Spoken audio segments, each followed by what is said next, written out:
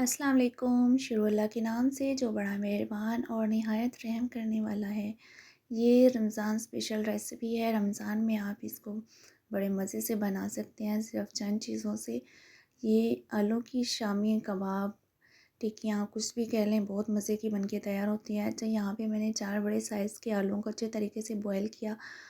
Boil करने से पहले इनको मैंने वॉश करके इनको छील लिया था, क्योंकि इनको छीलने में बड़ी मुश्किल होती है। इसको मैशर से मैश किया और साथ में 8 हरी मिर्ची कटिंग करके बारीक चॉप करनी है। इसमें मैंने शामिल की और थोड़ा सा धनिया, एक मीडियम साइज़ का प्याज में चॉप किया हुआ इसमें शामिल किया।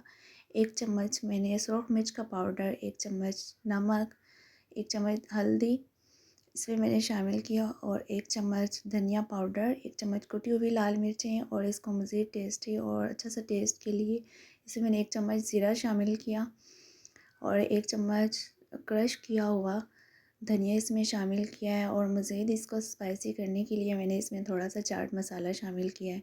अच्छा, इन चीज़ों को ना अच्छे से मैंने मिक्स किया और हाथों से ये सही मिक्सिंग होती है उसको मैंने मिक्स करके बस इसको हमें शामी या कबाब के शेप में इस तरह से बना लेना। आप हाथों को अच्छे से वॉश करके ना इस पे ऑयल या फिर पानी भी आप इस पे लगा सकते हैं। बस इस शेप में आप इसको बनाएं, बहुत टेस्टी और मज़े की बनती हैं और बहुत ही इजी तरीके से बन जाती हैं। आप इसको अफ्तार में बना के इसको स्टोर भी कर सकते हैं। आप इसको फ्रीज़र कर दें और आराम से अफ्तारी में इसको खा सकते हैं, बहुत मज़े की बनती है। बस इस तरह से इसको शेप देने के बाद मैंने इसको अंडे में इस तरह से